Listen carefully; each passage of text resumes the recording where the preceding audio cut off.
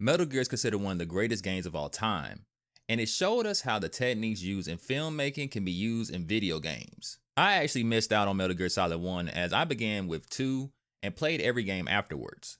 I actually bought Metal Gear Solid 1 a few times over the years. I just never got around to actually beating it. It just doesn't sit right to have beaten every single mainline Metal Gear Solid game and not the very first one. But since I have the Metal Gear Solid Volume 1 collection on PS5 and Delta is right around the corner, I figure it's no better time than to get into Metal Gear Solid 1. So I popped the game in and I was ready to go, and I was hit with, of course, a long ass cutscene. Complaining about a long cutscene in a Kojima game is like complaining about jumping in Mario, but this isn't a gripe.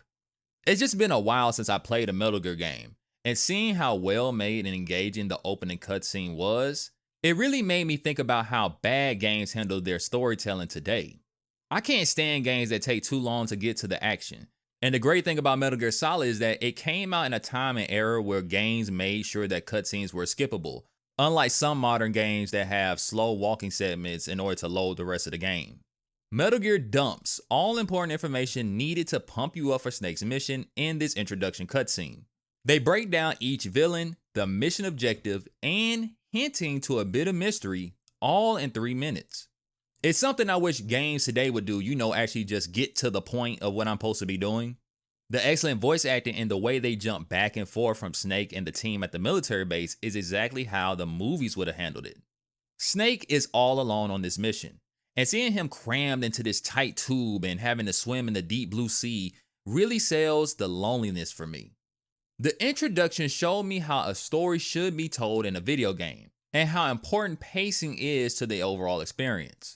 And for those that don't know, this isn't the real introduction to the game. This is actually a skippable demo that they used to play back in the day so you won't have burn-in on your screen.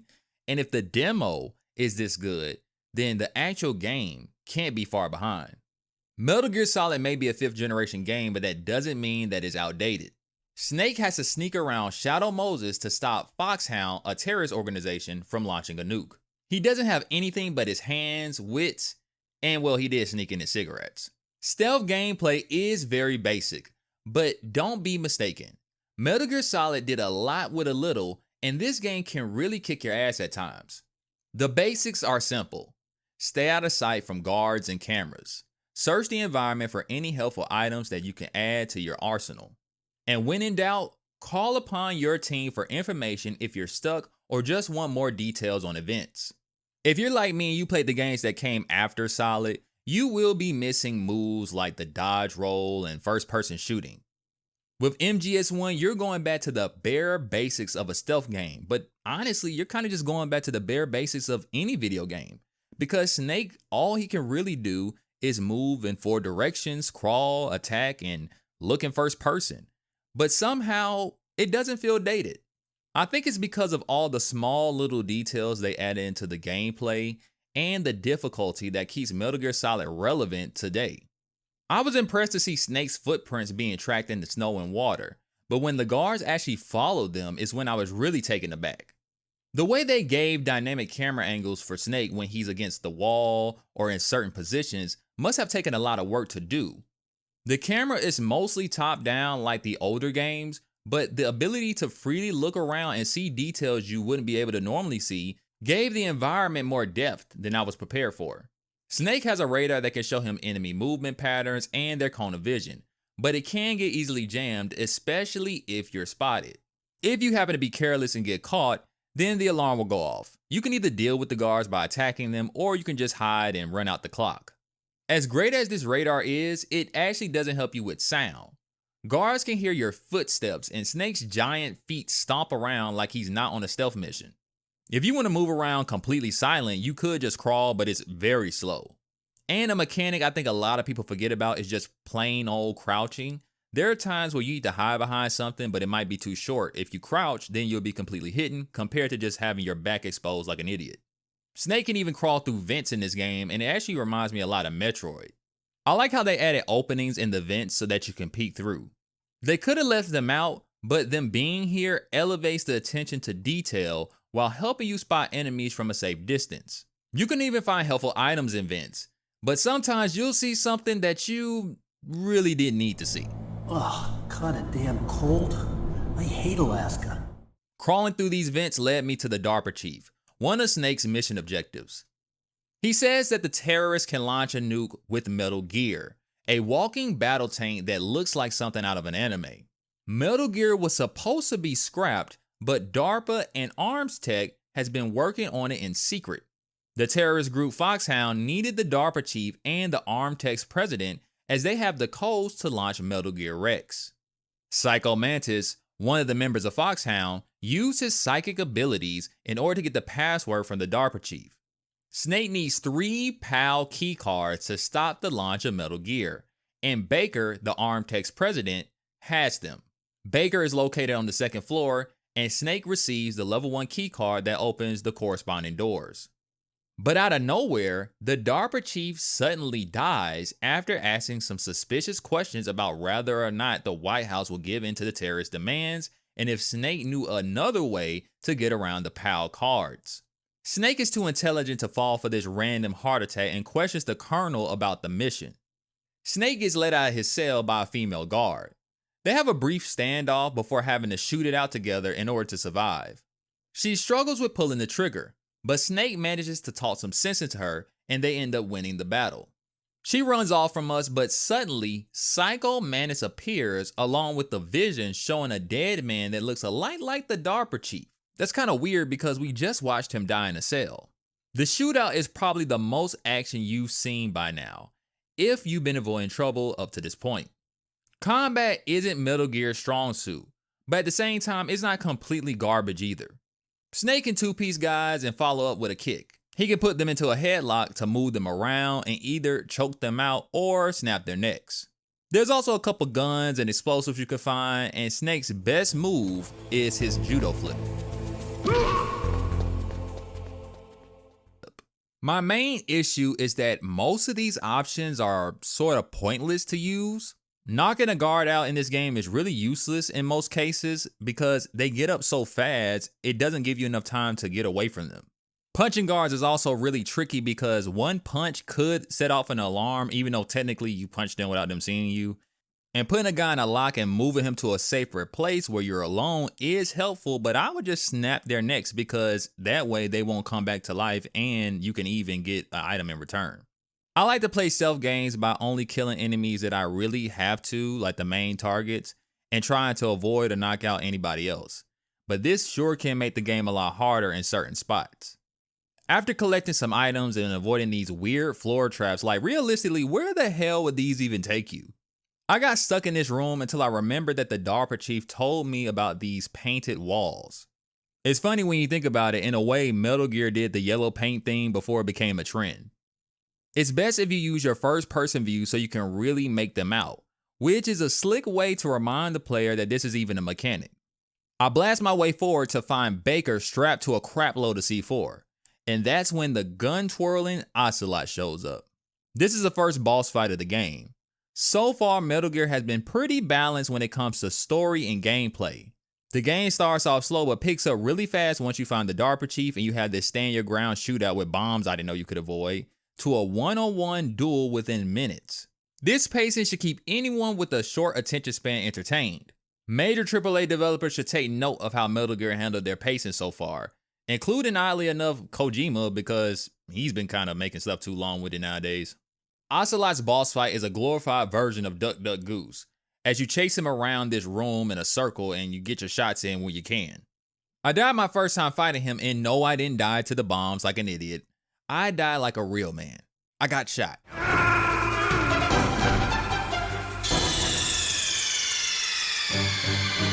Snake, answer me. This fight showed me how odd the shooting can be in Metal Gear. You hold down the button to aim, then release to fire. I understand why they did this, as you have to line up your shots, but Snake will kind of auto-lock on if you aim in the general direction of an enemy. So it's kind of weird. Sometimes it feels like you need to properly aim and other times it doesn't. There were more times where a quick pull would land a hit while others would just miss off the first shot but then hit the second shot. Now OCELOT may look like an old man, but he sure doesn't move like one. This guy's pretty fast and he'll run away from you if you get too close to him. You have to wait for him to reload and then get exactly one shot in, as he has video game powers where he'll flash after getting shot. He can even bounce bullets off the wall, so getting into cover isn't going to help you. Now, if you're really good, you could shoot in between the pillars and catch him at an angle. But I didn't notice at first, and I just got up close and personal. Right as the fight is getting good, Ocelot loses his hand by some ninja, and Baker is almost blown to bits. You know, actually, this is something I don't understand. How the hell did Baker survive this explosion? Even Ocelot almost died from it, and he's just perfectly fine underneath the fire. Baker is alive somehow and asks about Jim from the Pentagon. Snake doesn't know what he's talking about and decides to get back to the mission and ask him about the codes. Baker admits that he gave up his codes after being physically tortured, and they had to torture him because Psychomantis' power systems don't work on him, and he even said it shouldn't work on the DARPA chief either. That's weird because that's what the DARPA chief told us, that he lost his codes because of Psychomantis' abilities. So something clearly isn't adding up here. Baker said he gave up the keys to a female soldier named Meryl, but he forgot her codec number, so he doesn't know how to call her. Oh, sorry, I forgot. Damn! This is when Baker breaks the fourth wall and tells us to check the back of the CD case. Now, I'm not against fourth wall breaks, as they can be funny at times, but in a game this serious, it just breaks my immersion.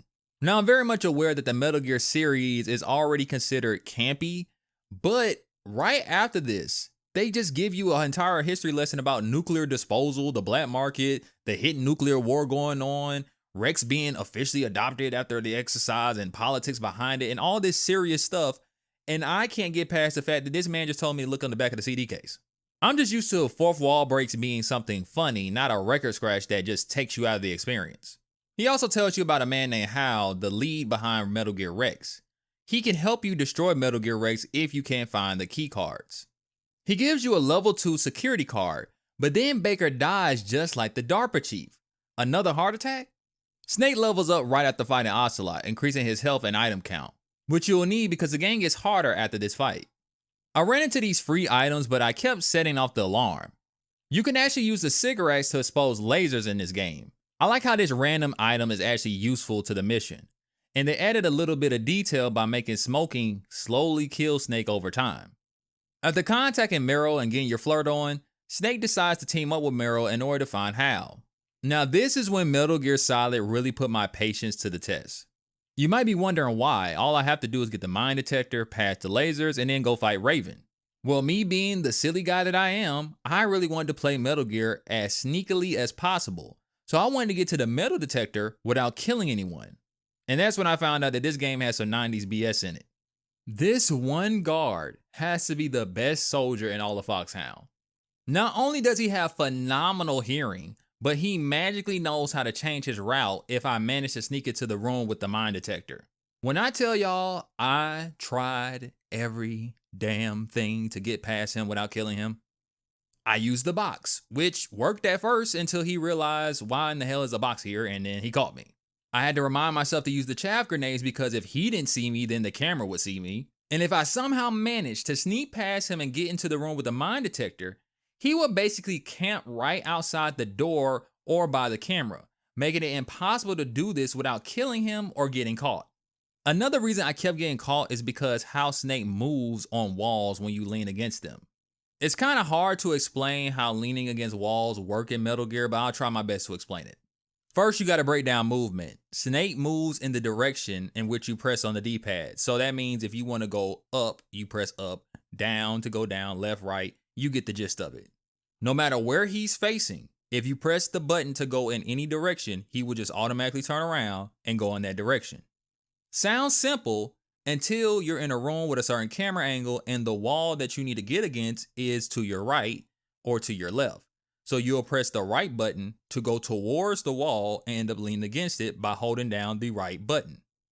So what that means is because I have to hold the right button to be against the wall, I have to press up and down to shimmy in those directions against the wall. But that's kind of confusing because I'm pressing up and down instead of left and right. It's not just confusing because of the directions. For some reason, I don't know if it's me or it's the controls of the game, the mechanics, when I have to lean against a wall using left or right, but then shimmy against the wall using up and down, Snake will randomly just get up off of the wall at times.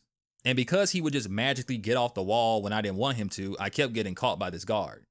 Me being stubborn actually paid off in the long run. I did die a lot from this guard and I did reload to save a bunch of times, but I did find a silencer, and this is how I found the cardboard box, which I'm sure you're supposed to use the silencer and this box with the guard anyway. I even found a vent that took me back outside where I could grab some extra goodies that I missed. Once I stopped resetting and dying by either the guard or this poison, I finally made it outside where I got a call from some guy named Deep Throat. He warns you about the mines, and the funny part is when you get the mine detector, you'll realize that these mines are not even in your way unless you run up the middle like an idiot. You can just avoid these by just going to the right. Up next is Raven. And no, not that Raven, but this cheating bastard. This man has a freaking tank and I'm supposed to take him out by myself. I can't really see where he is, so I decided to just walk forward a bit, and then bam, I get blasted in the face by a rocket. I couldn't figure out how to get close to him. There are these small hills that can block his rockets if you crawl near them, but as soon as I try to step forward, I would just get hit with another rocket. I died so much that the colonel himself had to call me and tell me to use a chaff grenade in order to disable the cannon. Codec calls happen throughout the story, but at any moment you can call a friend and get help or random trivia. I think the codec system is genius, as it's like having a built-in guide in your game. And in a way, it simulates you calling a friend for help, which is something that we did a lot back in the day before the rise of the internet and gaming content creators just telling you everything you need to know about a game. The codec calls also gives the player control over how much dialogue they want to hear at a given time, giving you player choice on how you want to balance the pacing shared between the gameplay and exposition. Once you learn how to disable the cannon, all you need to do is just stick close to the tank and chuck grenades at the gunner. With Raven defeated, you get the key card, level up, and you head to the nuclear warhead warehouse. Now, Snake can't use guns here due to the potential of toxic waste leaking out. The scary part is that the nano machines literally stop you from using the guns, at least when it comes to the lore. When it comes to the gameplay, they just disable them. It made me wonder what else these nano machines could do in the long run to Snake. You get introduced to a new team member here, Nastasha, the nuclear specialist. Now, this is funny because although I haven't beaten Metal Gear Solid 1, fans always talk about the Colonel, Miller, Naomi, Mei Ling, and every other character in this game, and I'm just sitting here like, who the hell is Nastasha? Like, I've never heard anyone talk about this character. And in fact, I beat the game a second time around, and I didn't even get her codec. This next area, you need to be really quick on your feet because these guards have laser vision, and if you get shot one time, then the whole place gets gassed out and you just end up dying. When you hit the basement, you'll see a less cold, almost hotel-like design. The base on Shadow Moses being mostly concrete walls with a few storage rooms and offices makes sense for a nuclear facility, but the details like the lights on the ceiling, computers, and this area with a fancy bathroom and prestige look to it really was Kojima flexing for the time. This setting doesn't allow for much diversity in looks, but where he found a way to add some, he did, and I really appreciate it because this area really stands out compared to the rest of Shadow Moses. We need to find Hal, but to get to him, we have to get past this electrical floor in this room full of gas. Thanks to, Deep Throat, like, change your name, bro, for real. He gives you the heads up before you get shot to death, and tells you need to get these remote control rockets to disable the floor. If you search around a bit, you'll find a gas mask so you can survive in this area a lot longer. And there's even some extra goodies here too. Metal Gear really reminds me of Metroid, as I mentioned before, and this area really drove that home for me. I'm not saying it's an exact one-to-one connection, but finding keys to open locked doors, items are hidden around the map, and you level up at the boss fights and all the backtracking you do. All of this just reminds me of a Metroidvania. And now that I think about it, it goes deeper than just that because Metroid is heavily associated with being inspired by the Alien movies, and Metal Gear is inspired by a different movie called Escape from New York. The genes of Metroid is just written all over Metal Gear for me. Snake enters a hallway full of dead bodies, looking like something from a horror movie, before seeing that ninja once again. My favorite mechanic in Metal Gear Solid are the dynamic camera angles. Depending upon the type of fight you're having, it can change, clinging to walls can change it. And in this room in particular, if you crouch near this guard that's halfway dead, it actually makes this look like an emotional scene. I really wish Snake could somehow interact with this dude. I tried to give him a ration, but it doesn't do anything. But just the fact that they added this tells me that Kojima was thinking ahead of the times. You confront the ninja right before he tries to kill some dude that just pissed his pants. The ninja seems to know Snake somehow, but there's no time to figure that out right now. This guy wants a fight and he'll flip around and try to slice you just to get it out of you. You can use your guns in this fight, but they don't do much damage. In fact, punching does way more damage than your bullets. If you use your fist, after a while, he'll put his sword down and use his fist too. This is the most advanced boss fight so far in Metal Gear, as he has a few phases that he'll go through, unlike the other bosses I've experienced. When he uses his fist, you just need to avoid his attacks by running away or punching first. He will eventually go invisible. You can hunt him down yourself, which really isn't all that hard because you can really just still see him. Or if you're lazy like me, you'll just wait for him to come to you. In his next phase, he'll charge up and slowly approach you and hit you with a Mike Tyson level punch. He'll get close and try to teleport all around you, and you'll have a small window to pop him in his jaw. Now, I tried keeping up with him when he was teleporting around by facing the directions he was in, and it was fun to do this, but there's an easier way to go about this. All you need to do is wait for him to hit you with this slow punch, and before he hits you, just run away from him, then run back in and hit him again. After a long fight, I finally got his ass, and now I have to say...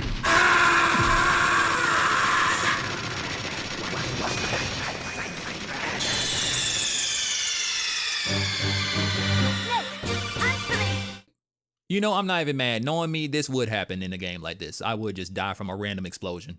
What you're supposed to do here is have mind reading powers and know that he's going to hit you with an electrical blast. You need to back up, and once he starts teleporting around, just start shooting him, and then you can take him out. The ninja is revealed to be Gray Fox. He was experimented on after being brought back to life with genome therapy, becoming the father of all genome soldiers. Naomi worked on this project and feels guilty for being involved. The exosuit is keeping him alive, but it may be malfunctioning as he's been acting strange and screaming about some type of medicine. Snake finally meets Hal, aka Otacon, a man that loves anime and smells like pee. He claims he had no idea that Metal Gear Rex was going to be used to launch a nuke, and feels horrible that he's been tricked into it due to his family's history dealing with creating nuclear weapons. Now, with all these lies going on in this mission, I don't know if we can trust Hal just yet, but he doesn't seem like the type to lie. A group named Rivermore Labs created a new type of nuclear weapon, but only tested it in VR. So this whole operation was really meant to test out the nuclear weapon in the real world. Otacon teams up with Snake to help destroy Rex. He isn't much of a fighter, but he has a stealth suit so he can get around as much as he can. But if he doesn't change his pants, I'm pretty sure people are going to be wondering what that pissy smell is. Snake gets his level 4 security card, and he quickly worries if Otacon will die like everyone else, but he ends up being fine. Snake meets up with Meryl in the bathroom after spotting her on patrol. Meryl only has one PAL card, so we either need to find the other two or just destroy Rex. Meryl and Snake have somewhat of a moment here. As a woman, she didn't view herself very feminine, and it's probably because she always wanted to be a soldier like her father. Her father died in the service, and she always wanted to understand him better. That's why she herself wanted to be a soldier, but realized during battle that this really isn't her, and she doesn't know if she really wants to do this anymore. With Meryl being the colonel's niece, she heard about the stories with her uncle and Snake, and views Snake as a hero. But Snake doesn't see himself that way. If you've been paying attention, everyone that Snake fights seems to love the thrill of battle. Nothing matters but the rush of combat.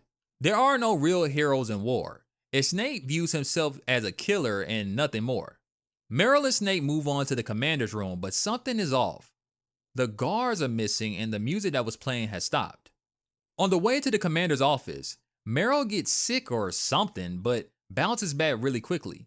She is acting a bit strange, and her walk is a little bit different too. Meryl then oddly turns on Snake, pointing a gun at his head, but it's not really her. Psycho Mantis has possessed her, and Snake has to find a way to save her and stop Mantis. Knocking her out does the trick, and then the real fight begins. This fight is so creative, and I can't say just for the time. Even today, devs don't get this experimental with boss fights anymore. By now, everyone should know about Mantis' vibrating controller gimmick and reading your mind, which is basically him just reading your memory card. For the time, I'm pretty sure this freaked a lot of kids out, and even today, even though I know about it, it's still fun that they added it to the game. Since Mantis has psychic powers, it only makes sense that in his boss fight he can levitate and toss objects at you with his mind. You can go prone to dodge the furniture that he'll throw at you, and you can get up and take pop shots, but oddly, nothing works. It's almost like the game is bugged or something, cause nothing I do ever connects. Don't worry, this is why this boss fight is so great. It's the commitment to the theme of the fight. Because Psycho Mantis read the mind of Player 1, he can't fight him anymore, but Player 2 can. Now, this game isn't co-op or anything, but you can switch your controller to Player 2, which allows Snake to control just like he did before, but now you can do damage. The gimmicks don't end there either. The screen will go black sometimes as if you change your TV inputs. It's kind of sad because if I'm thinking from a younger person's perspective, they might not get that this is a reference to a 90s blank input screen when you're going from video 1 to video 2, and it's a chance they probably won't appreciate the joke as much as I did. Sometimes Mantis will go invisible in the fight, and it's really hard to see where he is. It's not like when you fought the ninja where you can kind of see a silhouette of him. But there's a cool trick. If you use the view button, the camera actually will show Mantis looking at Snake, and with this you can pinpoint his location. Taking the view command used to see your surroundings and turn it into a mechanic to fight a boss isn't something you'll see today. Mantis is a great example of developers just having fun with ideas, and I love that. We can even go back to when Meryl gets taken over in the hallway. You can even use the view button here, and it's from the point of view of Meryl. In the fight, he takes control of her 2 more times, and one time he even tries to kill her, adding even more tension to the horror theme of this boss fight. And when you finally deal that last blow and the camera switches back to first person view through the eyes of Snake, symbolizing that Snake has full control again, man, this game is something special. This is where the emotions really come out in the story. Naomi oddly questions why Snake would save Meryl. It's clear she has some type of problem with Snake and she's not telling us what's going on. Mantis surprisingly helps Snake by telling him how to get to Metal Gear. Mantis could always read minds, and because of that, his life wasn't easy.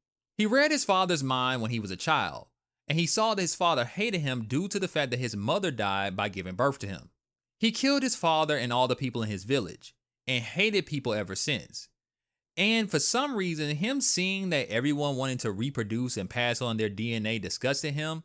I'm not sure why in particular this was disgusting to him, but I'm pretty sure if any one of us could read everyone's minds in the world at any given time, we'll probably want to kill everybody too. The passing of DNA is a major theme of the Metal Gear Solid series, so I was interested to see where this game would take it when it comes to this subject. Mantis views Snake similar to the boss, and Snake is actually more wicked than Mantis in his own eyes. What could that possibly mean, seeing as Mantis admitted to killing his own father and his entire town? He also reads Meryl's mind and sees that she has a lot of affection for Snake. As tragic as Mantis' past was, what makes it even sadder is the fact that he realizes in the end helping Snake find Metal Gear was actually nice. This is the first time he ever helped anyone with his powers, and him realizing this right before he died makes you wonder if he realized it earlier, could he have changed his life around? Mantis had a bad deck of cards given to him, blessed with a power he viewed as a curse, and became cold to the world due to the collective thoughts of others. Snake and Meryl have to get going, but she tries to inquire about Snake's past. Snake is cold and short with Meryl, clearly turning down any possibility of a future together. I took him doing this 2 ways. Snake could just be doing this because he wants Meryl to stay focused on the mission. Her feelings for Snake were always obvious, but once Mantis kind of put it out in the room, I think she was trying to see if it could go anywhere. Another angle could be that Snake just honestly has no interest, or he could just be afraid to open up. Throughout the story, Snake is always putting himself down, as he simultaneously hates who he is, but he loves the part about himself that he hates, killing for the thrill and the excitement of battle.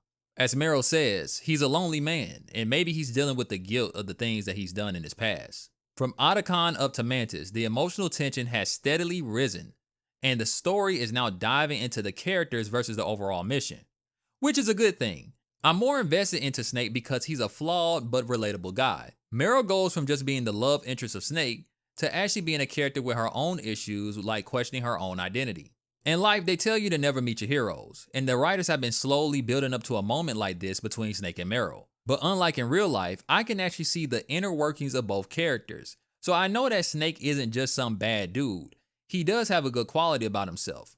But the reason why he's not the person that Meryl thinks he is just because he's dealing with his own personal issues. The big question is, will Snake be able to change and become the person that he wants to be? We move on to a cave where I killed some dogs, but I kind of felt bad, so I reloaded my save and I just decided to punch them instead. I don't know how Meryl got past these dogs. They're kicking my ass. They don't even let up, like I couldn't even crawl through this hole without them following me. I'm actually glad I did reload the save because it actually shows you how Meryl got past the dogs. They might like women more than men. Meryl shows you how to get past the mines that are on the floor by using the footprint mechanic that the game used for the guards. This is just another example of them repurposing a gameplay element in a different way than how it was previously introduced. Then the unexpected happens. Meryl gets shot not once, but 3 times. This scene pisses me off because Snake is having like an old man moment with the slowest reaction time ever. Look how long it takes for the sniper to line up the shots, and Snake just says and does nothing. Also like how in the scene before this, you can actually see some movement in the background showing possibly the sniper moving around. I wonder if people back in the day caught this detail because I'm sure on a CRT TV this would be hard to see. Meryl is being used as bait and tells Snake to kill her and save himself. She realizes that war isn't pretty, but hopes Snake doesn't give up on people like Mantis. The Colonel and Naomi try to give Snake some advice on how to deal with the sniper, who they believe is Sniper Wolf. But something about Snake is different. Earlier, Meryl said if she ever slowed Snake down, that he could just kill her. But Snake is determined to save her, and this is to the shock of Naomi. Naomi is only surprised because of her prejudice towards Snake. She brings up his soldier genes and once again questions why he cares about people at all, as she thinks someone that's a killer like him wouldn't even care that Meryl is dying.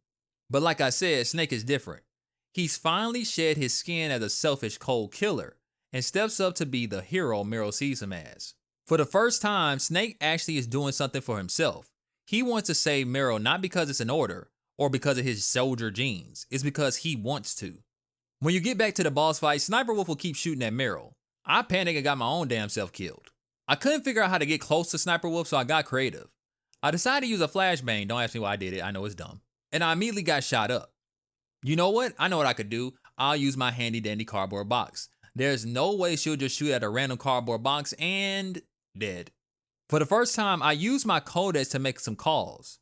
And Otacon told me I could go all the way back to the tank hangar to find a sniper rifle, but he is acting a bit weird. As I made my way back, they switched up some things that got me killed a few times. I even fell into one of them damn floor traps that I avoided in the beginning of the game. Once again, all this backtracking just reminded me of Metroid again, and once I found the sniper rifle, I made my way back, but where's Meryl? I don't see her. I tried calling the Colonel to see if he would have some type of comment about her disappearance, but he didn't say anything. Only thing left to do was to fight Sniper Wolf. I used the rifle, but it puts you in the prone position and it zooms all the way in like crazy. I wasn't expecting it to do that. I really wish there was a way you could control the zoom on this sniper rifle, but I think it was just a limitation for the time. This fight is very intense and Sniper Wolf can move really fast on her feet. You can't hesitate for a second, and it's good to remember that this sniper rifle is semi-automatic. I thought it was a bolt action, so I was only shooting once at a time, but you can spam the gun a little bit. After you hit her, she will run and hide from you, but if you look for her breath and the red bean, it's easy to find where she is. If you're wondering why Snake is shaking his hands like he drunk 5 Red Bulls, it's because he needs to take a stabilizing pill in order to aim properly. As long as you don't lose track of her and shoot her before she shoots you, you should be able to beat her in no time. I walked down the long and cold hallway, turning left and right in hopes to find Meryl. I called the Colonel and Snake is willing to do anything to find Meryl. The only thing we can do now is ask Sniper Wolf where she took her. As I got closer to where Sniper Wolf was posted, I actually realized that those pixels I saw moving wasn't her, it was actually these rats. I wonder why they added this long draw distance for this game. It's actually something that doesn't seem to be necessary, but it's cool nonetheless. I could tell that Sniper Wolf is leaking, so I followed her blood, but it didn't lead me to her. It's like she disappeared. The only thing I could do was go forward, so I went to the door and I got caught by Sniper Wolf from behind. Sniper Wolf is your classic femme fatale. She's as sexy as she is deadly, and takes Snake hostage after toying with him. Snake wakes up strapped to a seat, but this isn't going to be a pleasant ride. The scene starts in first person, and if you struggle a bit, OCELOT will even comment on it. I like how they decided to make this scene in first person, especially where it begins with the blinding lights. It makes everything feel more personal. You finally get introduced to the boss of Foxhound, Liquid Snake, a man claiming to be Snake's brother. And like any good villain, he breaks down his evil plans. He needs both Snake and Big Boss's DNA to stop the genome mutations happening in the genome soldiers, which explains Foxhound's demands. The US isn't budging, so they decide to launch a nuke in 10 hours. OCELOT is looking forward to torturing Snake, although he says it's an interrogation. And he even killed the DARPA chief the last time he got his rocks off. Now wait just a damn minute. OCELOT killed the DARPA chief? So who was that died in the cell with Snake? There's a spy running around apparently along with that ninja. And Foxhound still doesn't know how Decoy Octopus and Baker died. Now Decoy Octopus, for those who don't know, is a member of Foxhound that we haven't met yet, and I guess we never will. Sniper Wolf continues to flirt with Snake and tells us that Meryl is still alive. Ocelot calls Snake a carrier boy, which is weird, maybe that's an old man diss or something, and asks about the optical disc and if there's a copy of it. Baker gave us an optical disc even though it wasn't something a part of our mission. He alludes that the Colonel knows more than he claims, which isn't surprising. The whole game he's been acting a little weird and leaving us in the dark, so this is just another strike against him. From a development standpoint, this whole capture and torture section is just a clever way to dump information on the player. And when you think about how we went from 4 boss fights back to back with not much time in between one another, I think it's a perfect time to give the players a break from all the fighting. But that doesn't mean you'll be getting a break, as now you have to abuse your circle button just to keep Snake alive. You have 4 rounds of electrical shock coming your way. They break the 4th wall again by telling you the controls of the minigame, and they can even detect if you're using a turbo button to get past it. The trick is to mash the circle button as much as you can, but if you want extra health, you can keep pressing circle after the torture is over. This section is fine, but I do have one issue with the minigame. I think Ocelot should have asked questions after each electrocution. I know the game dances with the idea that this is a torture scene and not necessarily an interrogation, but at any moment you can actually break this torture segment by giving in and giving up information. If they would have did some type of good cop, bad cop thing, I think that would encourage the players more to actually press that button. Once the electrocution is done, all he does is talk about Russia and politics with you. But I'm not sure if I can even listen to much of what he's saying because he is trying to kill me, so does it even matter what Ocelot's saying right now? Locked in a cell, I see the corpse of the DARPA chief, but he looks a lot different than we last saw him. He looks abused and like he's been dead for a while. Apparently his blood has even been drained out, which is really odd. With the mission going to hell, all the lies, and Meryl going missing, I decided to call the Colonel and Naomi to give him a piece of my mind. Snake's patience with the lies have run thin, and he questions his friendship with the Colonel. The Colonel spills the beans that all of this was to cover up the Genome Soldier experiment. Metal Gear Rex was always meant to fire a new type of nuclear warhead. They need Metal Gear Rex to keep America's power, but apparently the president is actually completely unaware of its creation. As of right now, the details really don't matter. The terrorists are about to launch soon, and Snake's new mission is to destroy Metal Gear Rex. You get tortured some more and thrown back into your cell. I didn't know what you were supposed to do, so I called around, and in a moment of desperation, Snake asked for comfort from Naomi. Naomi actually doesn't say much to Snake, so he just starts talking about his own life. Snake tells her about Big Boss, his alleged father that he killed. This opened Naomi up to talk about the loss of her adopted brother who put her through school. Snake still views Campbell as a friend, even though he's been lying to us this entire time. Snake also mentions his other friend, Gray Fox, the cyborg ninja that we fought when we met Otacon. Naomi is a bit thrown off by their friendship as Snake and Gray Fox tried to kill each other just a few hours ago. Naomi believes that Snake loves violence because of his genetic code. She actually got into studying DNA to learn about her own self, but if you ask me, I think she relies too much on science and not on the fact that human beings have free will. This conversation was nice and all, but I still don't know how to get out of the cell, so I just did what I knew to do and called Otacon. Otacon sneaks in while the guard is taking a poop and is acting really slow for a genius. Like, dude, I'm stuck in a cell. You're up here talking to me, asking me about the DARPA chief is dead. Just let me out the cell. He's asking all these stupid questions, and I bet you he still hasn't changed his pants. He probably still smells like piss. Otacon hands me everything but a damn key, food, ketchup, and a handkerchief. Otacon got the handkerchief for Sniper Wolf. Now, I don't know why she gave it to him, but it sounds like he may like her a little bit, which is kind of strange. Then again, she is slick. Maybe she's playing Otacon. I don't know. We have to see what this turns out because I don't think Otacon's all that good with the ladies. Nothing Otacon just did was helpful, and he would rather he just take out the guard, but Otacon's too much of a chicken to do that. Now, I got stuck in this cell because my dumbass didn't know you were supposed to take the ketchup bottle and use it like fake blood. Now, I did manage to do it once by accident, but the game glitched or something, and the guard never did anything. He just looked at me and walked away. The other time I did it in front of him, and the guard just noticed it and laughed at me. I ended up going through the torture scene again, but this time it was a lot harder, and I knew if I had to do this one more time, I was going to die. Thankfully, you won't have to do it again if you do fail to do the ketchup because the ninja will come and unlock the door for you.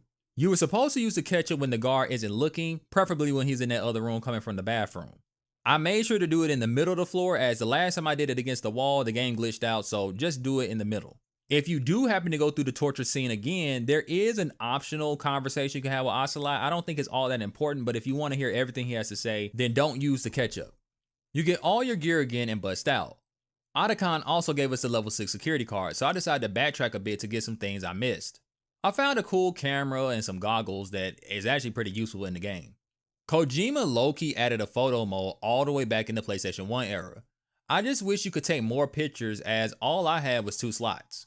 As I was moving around, I noticed that Snake had this weird device on him that I don't remember grabbing, but I didn't think much of it until Deep Throat called me. I really think that name is weird, but he tells me that it's a bomb, so I chuck it. Snake is still trying to stay focused, but he is beating himself up about Meryl. That's when Kaz gives us a call to give us a pep talk. Naomi and Campbell even chime in, but while Naomi was speaking about her grandfather, Master Miller gets very short with her. He begins to aggressively question the story about her grandfather, working for the FBI, but it seems like he just drops the conversation as there's more important matters at hand. Snake finally makes his way back to the tower, and if you've been looking for a reason to use your guns in this game, this is the moment. You run up a never-ending staircase while soldiers gun you down. Here's where I wish running and gunning was handled better. There is a trick you can pull off by aiming and crouching. You can run and gun, but this isn't a well-known mechanic, and I don't think the game ever properly teaches you how to do it. If they did, I might have missed it in some type of codex call. I tried to kill as little amount of people as I possibly could, just to keep up with my own self-inflicted rules that I have for stealth games, but this is clearly a power trip moment and you should just go in guns blazing. They wanted this to feel like an epic battle, and they give you lots of ammo to burn through, so just have fun blasting bad guys. Now, if you really want to not hurt anybody, there is a trick I found. You could just toss stun grenades and run past them. So if you want to lower the body count, maybe for an in-game score, you can do it this way. Otacon once again shows us his genius by not telling us that the door is frozen, which is a big problem seeing as there's guys trying to shoot me in my back right now. We actually have to head up to the roof, but Liquid is waiting for us in his chopper. There's no way Snake can survive this, so he has to get down by rope while dodging bullets and hot steam. This being completely playable goes towards the time periods it was made in, because today gaming is so corporate they would have just made this a cutscene. This is why games of the past actually feel a lot more refreshing than games of today. In the past, it was about quality over quantity, so you would have a few good mini games rather than a bunch of boring ones like in games today. You can either cross the bridge or go through the door. I went for the bridge and got gunned down by these guys that you can't even see unless you go in first person. So I thought maybe I shouldn't go that way at first, so I went through the door only to remember that this just leads me back into the tower, which it is still good to go through here to get extra health and ammo. I sniped the guys on the bridge and ran past Liquid, while picking up the Stinger missile along the way. I ran into this elevator, but for some reason it wouldn't actually work. So I went down the stairs and these were blown out as well, so I really had no place to go. So I went back outside and ran around and thought that maybe I was supposed to fight Liquid, but he didn't pop up again. So I went back to the elevator and then I found Otacon. Now, I don't know if I was doing something wrong, but if this was actually the intended thing you're supposed to do going in and out this door, I don't like this. Otacon was apparently watching us fight Liquid, and of course he didn't do anything to help. He used the elevator as well as if it wasn't broken, but we just tried to use it and it didn't work. Otacon then asked a weird question. Can love bloom on the battlefield? Otacon and Snake speak about love. While Snake is thinking about Meryl, Otacon is thinking about Sniper Wolf. My interpretation of this conversation goes a little bit deeper than the surface level. Love is a broad term, and although we could think of love as romantic, it actually can be other things as well. When you think about all the people that Snake has love for, these are people that he met on the battlefield in combat. His friendship with Gray Fox, Roy Campbell, came from working together in the field. Even his newfound friendship with Otacon bloomed from conflict. It even drove me to think about love beyond a human connection. Think about Snake's love for battle itself, which is a reoccurring conversation. So you could take this question and apply it to practically anything. While Otacon is fixing the elevators, we need to go say hi to our dear brother. But quick question, why are these stairs full with cameras with guns on them? I don't have any clue why they're here, but it feels like this is one of those moments where the developers are trying to make you use up your inventory before you have to go do something important like they do in Resident Evil games. Just before this, you have to use a lot of your bullets to fight up the steps, and if you don't go back through that door again to get more ammo, you probably be low on ammo and possibly health. Then when I was going up these steps, I kept getting shot, so you have to use all your shaft grenades, so this wasting that too. Maybe they just wanted the HIND fight to be harder, I don't know. Snake and Liquid finally bump into each other, and how they're communicating, I don't know. Snake is all the way down there, Liquid is in a helicopter with a rotating propeller, somehow they're just yelling at each other talking. Or maybe I'm just overanalyzing things like I always do. This is a spectacle boss fight, as it's even more simple than the first boss fight of the game. Just stay near this wall and shoot him with the Stinger missiles, that's all you really need to do. He does fire at you, but it's really easy to avoid by just staying near this wall. They tried to give him this hiding sequence where he kind of lowers himself beneath the building, but just wait till he pops out and shoot him again. The only thing that could trip you up is his last attack. You might think you need to hit him one more time once his health is to 0 because he's still technically flying around, but just wait behind the wall and the game will play the next cutscene. The fight ends like any cool action hero movie would, with an explosion and a cheesy one-liner. That takes care of the cremation. Otacon has the elevator running, but he actually didn't fix it, which is weird. It just started working again. I had Underground and Metal Gear Rex, but something's weird. I get a call from Otacon about some missing stealth suits, and how the elevator didn't work before because of the weight limit, but there was no one on it but Otacon, so that's weird. That's when Otacon realizes that someone stole his stealth suits, and now I'm trapped in an elevator full of assassins that I can't see. I barely made it. I had to flip these guys around just to get them off me, and I embarrassingly died by a camera right afterwards. I head outside to this dark blizzard. You can't see anything but this pretty tree, and right when you think the coast is clear, you get shot by Sniper Wolf. I can't tell if Otacon is rooting for her or rooting for me, but either way, we gotta take her out. Wolf is determined to take down Snake despite Otacon pleading her to stop. This fight is harder than the first round. She has really good cover with these trees and hills. I found it best to use the thermal goggles to spot her, and I ran out of pills halfway through, so my hands were shaky when I was fighting her. It was a tough fight and I barely managed to take her down. Just like with Psycho Mantis, she tells me about the tragedy of her growing up as a child soldier. Big Boss saved her life and turned her into a sniper. Through her scope, she grew to hate people, watching their mistakes unfold from afar. Her hatred for the world is why she joined Foxhound, but she actually regrets this decision. Her seeking petty vengeance disgraces her name, going from a wolf to a dog. Now I know I'm jumping ahead here, but I find this interesting as Big Boss named his group Diamond Dogs. And although she wasn't a part of that particular group, she was a part of Outer Heaven.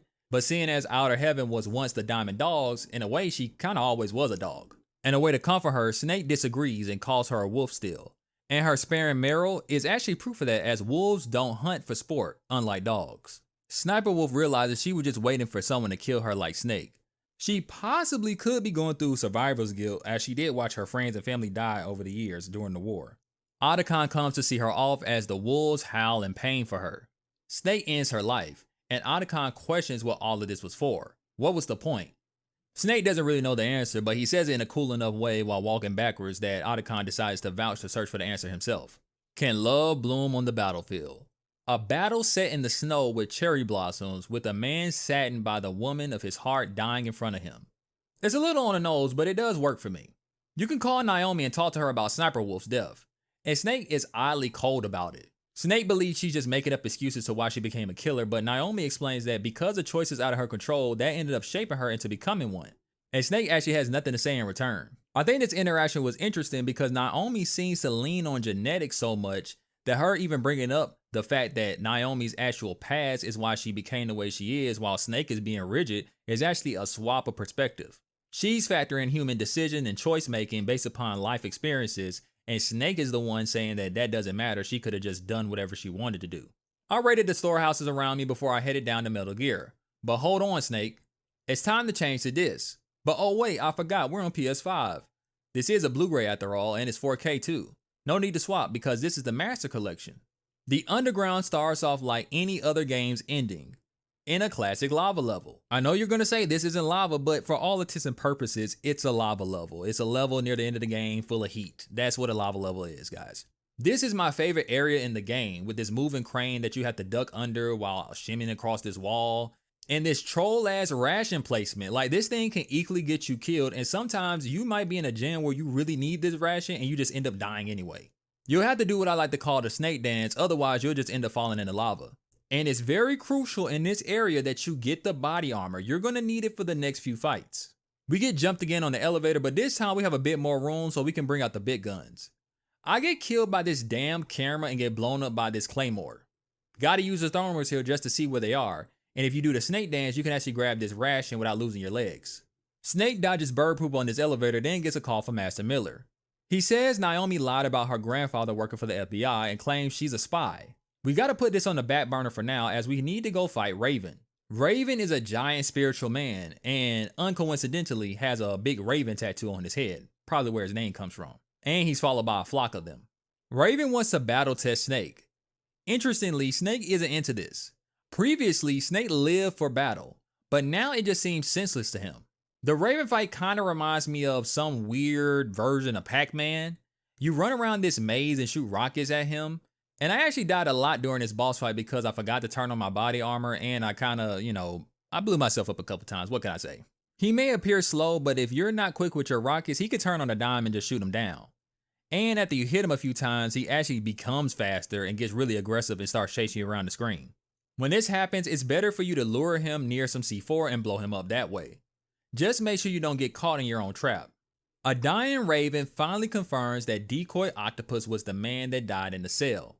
He took the DARPA chief's blood, which explains why the real DARPA chief was lacking any.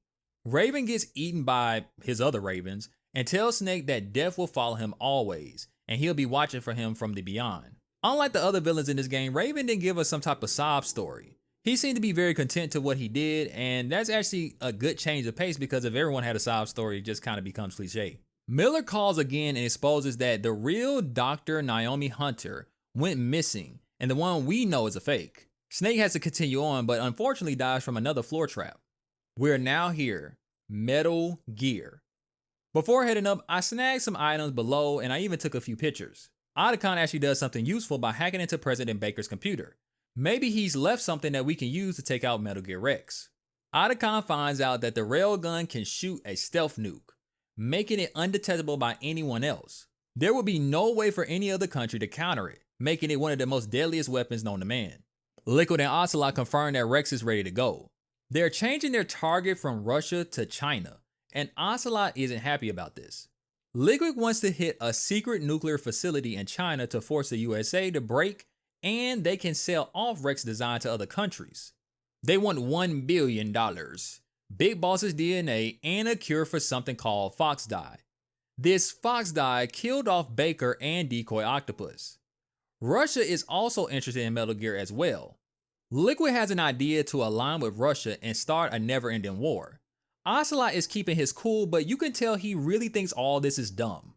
Something funny is going on because Ocelot actually sees Snake on the security camera, but he doesn't say anything about it. He even mentions out loud how to shut Rex down. It seems like he's trying to give Snake some help. Otacon tells Snake that he always had all 3 keys. He just has to mold them by changing them with the temperature. Liquid then notices Snake on the camera, and that's when he loses the key. You fight your way downstairs to get it, and this is the first time where the game's quality drops for me. You have to go up and down these slow ladders to get back to the computers. After using the key the first time, you have to make the key cold. Now in my genius brain, I thought I was supposed to go downstairs to the ice cold water that's so cold it's slowly killing Snake in order to get the second key. But no, you're supposed to go all the way back to the Raven boss fight room in order to do it.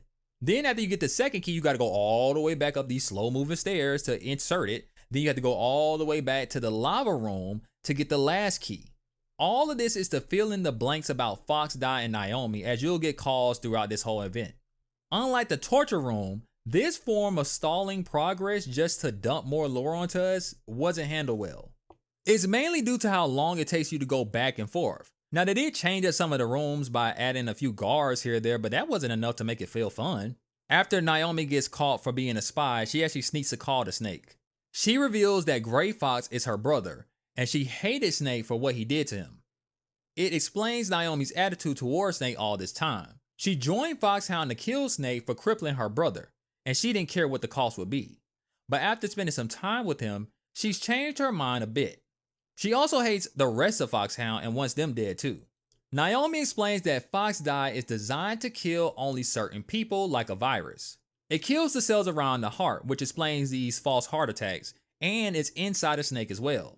It wasn't Naomi's idea to put Fox Dye inside a Snake. This was actually something that the operation always had in plan. Which now makes sense the words of Baker. His last words in Ocelot calling him a carrier boy was about him having Fox Dye inside of him. This also explains the sudden deaths that happened around Snake. He's basically walking death or pestilence. Naomi is snatched away right before opening up to Snake, but all we can do now is head to Metal Gear. Snake uses the last key, but Rex still activates. Miller calls, but he's acting weird this time. He breaks down all the events of the game, but he's talking about it as if he's a part of Foxhound. In fact, when I think about it, Snake never mentions to Miller anything specific about his mission, but he always knows specific details. So unless they want to just assume the player would guess that this happened off screen, in a way, either they forgot to mention things to make it seem realistic, or the whole point was to give away that he could be an imposter because, like I said, Miller's always in the loop about things that is never told to him. Campbell jumps in and announces that Miller has actually been dead for 3 days. So who is this guy we've been talking to? Snake, you've been talking to me, dear brother.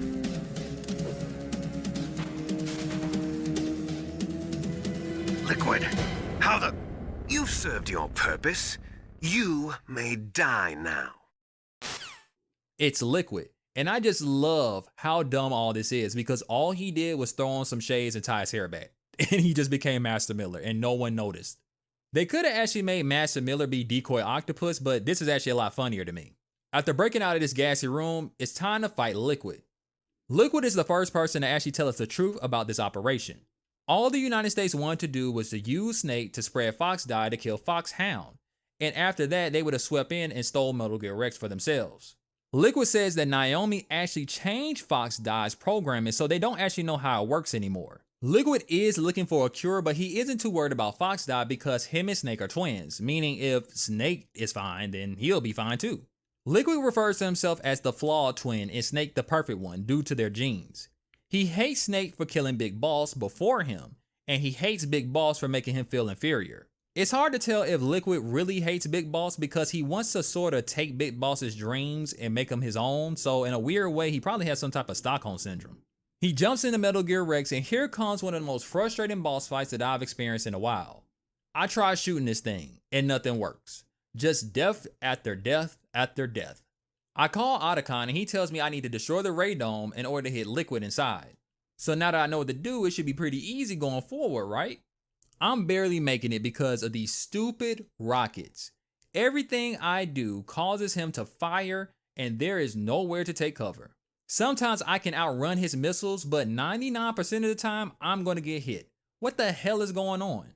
I managed to beat him and the hatchet opened up. Right before I get stomped, Gray Fox comes in and saves me. He reveals that he's Deep Throat and that he killed Naomi's family. His own guilt made him take her in as his own.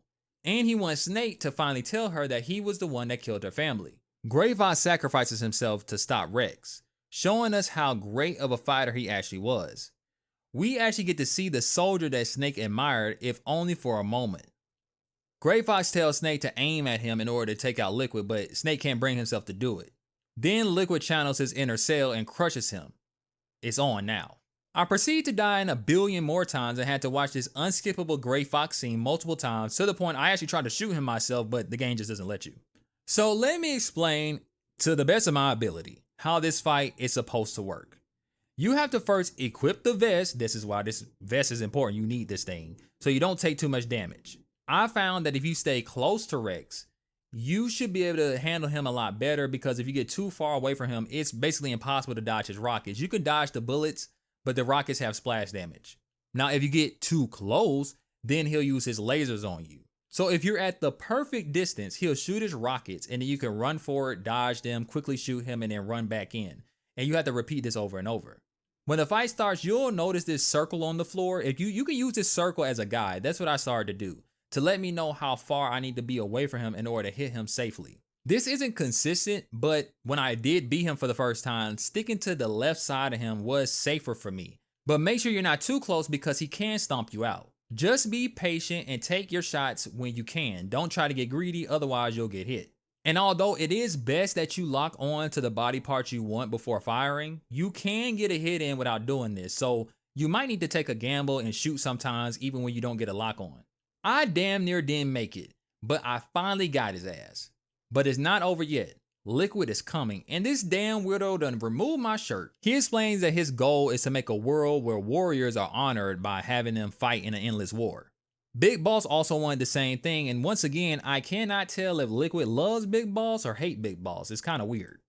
Snake thinks all this is madness, but Liquid questions Snake's motives. If he hated fighting so much, then why blindly take orders, and why did he keep fighting after being deceived multiple times? Liquid believes they were both created to kill, and they admittedly both enjoy doing it. This conversation has a double meaning to me. On one side, it's just obvious that Snake and Liquid are talking about one another as characters. But on the other side, it's like the developers and the writers are talking to the players who love violence in their video games. So Liquid and Snake were created so that we could get our rocks off. Or I'm just overanalyzing things again like I always do. The Genome Soldiers are using Big Boss's DNA, and so were 8 special children. 6 of them died, and 2 of them that were left became Liquid and Solid Snake. So technically, the Genome Soldiers that Snake has been fighting throughout this whole entire mission have technically been his brothers, well, at least on the genetic level. During the Gulf War, they secretly gave soldiers the soldier gene. Liquid says that nature doesn't like when things exist that are too similar, so they end up dying off. Kind of like when people have too close of relatives, they get sick easily. It's the same thing happening to the Genome Soldiers. Liquid, in a weird way, adopted the Genome Soldiers as his family, and he's saying that his genetics is causing him to want to save them. Seeing as this is how Liquid thinks, it's weird that Psycho Mantis actually worked with him because, in a way, Liquid is the person that he would hate, the person that's so obsessed with passing on their genes. That's what he's doing with the Genome Soldiers. He's trying to keep his family alive. And when you really think about it, this is a weird concept, like even for Metal Gear, because your genetics don't tell you to do anything. Metal Gear takes genes and treats them like some predetermined behavior that you'll do and rules out self-control and free will. Liquid has Meryl strapped to a bomb, and Snake has to hurry up and defeat him before the island gets blown up by the Secretary of Defense that has taken over the mission. The Colonel actually steps in and tries to risk his career by stopping the bombing. He was being used just like Snake, and they put Meryl on this base in order to control the Colonel. Jim Houseman, the Secretary of Defense, has taken over the mission and removed the Colonel. He plans on destroying the island, and he really doesn't care about anyone else left on it. The only person he did care about was the DARPA chief and the optical disc, but Snake no longer has the disc, and the DARPA chief is obviously dead.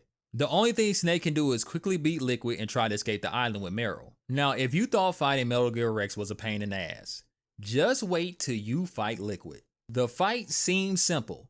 Just punch him and dodge his moves. I've done this before with other bosses. The problem: the punching in this game was never the best, but no fight really relies on it that much, so it's not really a big deal until you get to this fight. It really exposes the issues with this mechanic. First, you need to stand at the perfect distance to get a full 3-hit combo off. Otherwise, you'll just do 1 hit. And this even applies to grunts as well, so this isn't something unique to Liquid. Sometimes I can get more than 3 hits off by tapping the punch button, but I never could consistently do it. But if you can manage to pull this off, you can do way more damage than normal. Now, when Liquid happens to hit you, he does so much more damage than Snake, it's ridiculous. And this tackle move is sick. And the worst part is, he will go invincible after getting hit a few times, then attack you while invincible, meaning you can't do anything about it. He can toss you over the edge and stomp on you, but you can toss him over the edge, but you can't seem to stomp him, so when you do this, you're just wasting time. Flipping him is useful sometimes, especially when he's about to charge up to tackle you, but again, if he rolls off, you're just wasting more time. I died so many times and I almost gave up. But there is a pattern to him, and once I learned it, the fight became manageable. Not good, but manageable. When the fight begins, he'll just stand there. The best thing for you to do is just hit him once. He'll just run away after that. You do this a couple times and then you'll notice he'll go into a corner. Now, when he does this, you want to get close to him and he will try to circle around you. Dodge his kick by walking out the way and then hit him with a 3-hit combo. Now, you can hit him while he's trying to dodge around you, but normally when this happens, you can only hit him once. So it's better to wait for the kick and hit him 3 times instead of 1 time. Now, I'm not talking about when he's invincible. There are just times where he'll just phase through a punch and won't take any damage. When that happens, I would just back up, but it can be frustrating, I know, and it's not fair, but I'm just warning you, it does happen. It's nothing you can do but back up and hope he doesn't attack you when this happens. Liquid will also stand at a diagonal angle, and sometimes I would try to match him face to face because that just makes sense to me. It's better for you to just hit him from the side rather than trying to match him face to face because it causes me to miss punches when I do this. After a while, Liquid would scream the words, "Nice shot." This is when he starts to do that invincibility bullcrap. So what you want to do is hit him twice, back up, and you'll notice when he goes invincible, he tries to punch you. Quickly run back in after those 2 punches and hit him some more. But this time, you can actually hit him with the full 3-hit combo. In his last phase, he'll say, "What's wrong, Snake?" and try to tackle you. If he charges up for a tackle and you're close enough, you can quickly flip him, but it's better for you to just go prone or crouch, and that way this attack doesn't even work. After learning these moves, I barely beat him, and even though I won, I was so drained from dying 1,000 times, I just wanted the game to end. I just want to be completely fair. The boss does have tails, but unlike every other boss fight in the game, it's very difficult to notice them. And that goes for Rex as well. Making both of these boss fights happening back to back can be a frustrating experience. Snake runs to Meryl and she embraces him. Meryl was tortured just like Snake, but thinking of him kept her from giving in. Otacon is still alive and decides to sacrifice himself. He stays behind to make sure the exit plan for Snake is safe, and he finally he finally found a reason to live. Side note, I still don't know if Otacon ever changed his pants. Snake and Meryl flirt on their way out. It's not like they're in a collapsing building with bombs headed their way or anything. It's time to escape, but we got security on our ass. I was amazed that in the end, they actually had a first-person turn section. I wonder if this inspired the first-person camera view in Metal Gear Solid 2. I actually got so distracted I just kept shooting at the door, but you're supposed to blow up these barrels to keep progressing. You deal with some grunts and everything seems clear. Then Liquid comes. He isn't too happy either. This fight is pretty easy. All you need to do is just keep shooting at him consistently. Now he will pop up and shoot at you, and what you should do is shoot at him, stop, and then when he pops up, quickly shoot back. You make it all the way to freedom, but not without crashing. Everyone seems to be okay, but unfortunately that also means Liquid is okay. You're pinned down and there's no place for you to go, but thankfully, Fox Die comes in. Well, it's good that Liquid is dead, but that also means that Snake could die from Fox Die at any moment. Oddly enough, the bombs never came either, and that's thanks to the Colonel. The Colonel saved us by telling the President what happened. All of this was the Secretary of Defense moving on his own. To protect Snake and Meryl, he's labeled them officially dead. And there's an escape route not too far from them. Snake also sends help for Otacon, so everyone makes it out safe. But what about Fox Die? Snake speaks to Naomi and tells her that Gray Fox saved everyone. He doesn't mention that he killed her family, and I think that's for the best. She doesn't tell Snake how long he has to live, but tells him that he needs to just keep going, to just keep living. As Snake and Meryl are escaping, Naomi can be heard speaking about DNA. She finally realizes that genes aren't as important as she thought. They don't shape your destiny. What matters are your choices and living how you want to. Snake also comes to terms with his past and decides to change, to stop being selfish and to live for others. Snake and Meryl drive off into the sunset, headed towards a new life, one of their own choosing. A theme of the game was living based on predetermined behavior traits. In other words, your genetics. How many of your decisions solely are your own? The Japanese often insert concepts that deal with reincarnation in their stories. Characters that are basically copies of the ones that came before them. Metal Gear Solid has done this so much that you could argue Solid 1 through 3 are all remixes of the same events.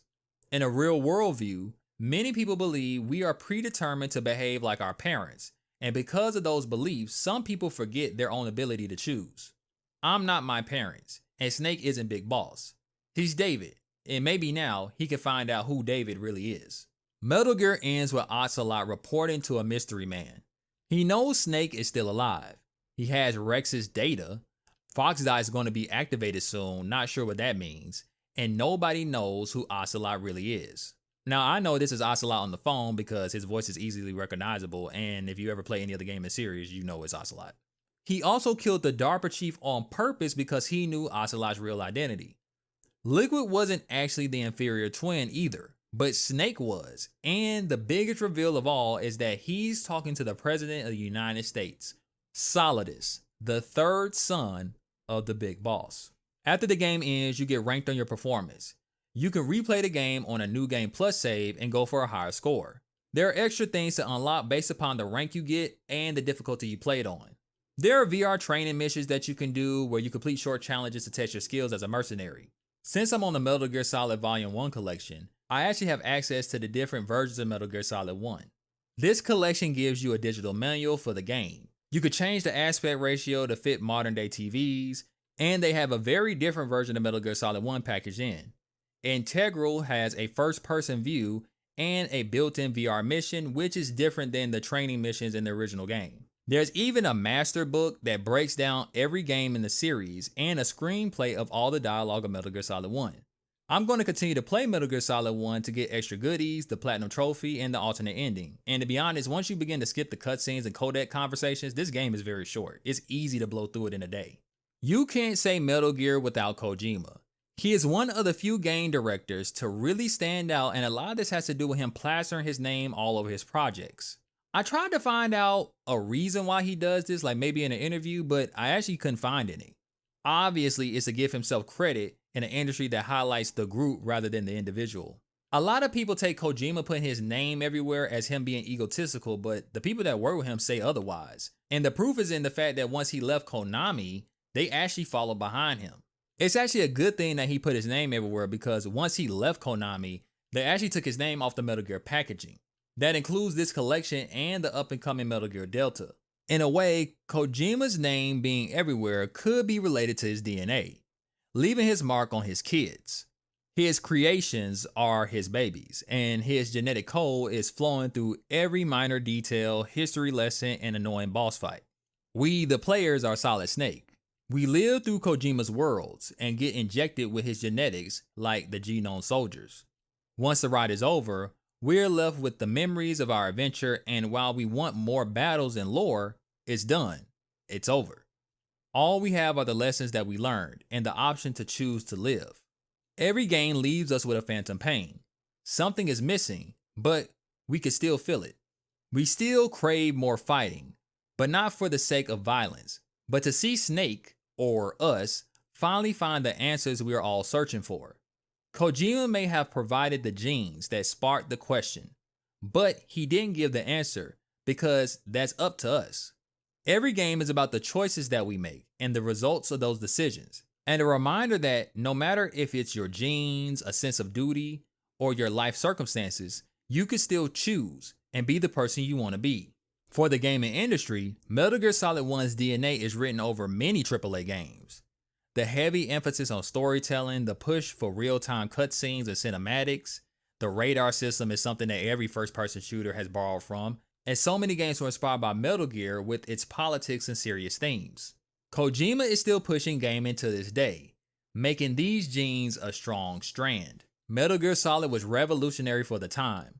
It took the production of a summer blockbuster while still delivering a solid gameplay experience in an era where not too many console games delved into the stealth, or rather tactical espionage, genre. I may have started the series with Metal Gear Solid 2, but even with that being the case, I still like Metal Gear Solid 1. This game is the blueprint for every Metal Gear game that comes after it. But due to the technology of the time and the budgeting, they were just limited by their circumstances, but you could still see where they tried to do certain things, it just didn't come to fruition. Kojima is one of the few developers that has been consistently utilizing the new gaming tech to its fullest in each era, and he does it without solely relying on just pushing realistic graphics. He still comes up with unorthodox gameplay moments, even if it's used for a few minutes or for a gag. If you think Metal Gear Solid 1 is too old to play, then I don't know what to tell you, my friend. Graphics aside, and I actually still like how these graphics look, Metal Gear Solid is not a game you can ignore just because it's old. It's also not hard to get used to if you're more accustomed to modern day games, as the codec system is an optional hand-holding tool that you always have at your disposal. After all these years, Metal Gear Solid is still a phenomenal adventure, full of history, conspiracies, goofy moments, and a ton of replay value. Metal Gear Solid may have had a few bad spots, but I can't deny that this game came from some good genes. Your memory is completely clean.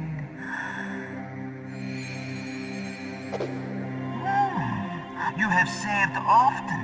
You are a prudent person. I can read you like an open book. You still don't believe me?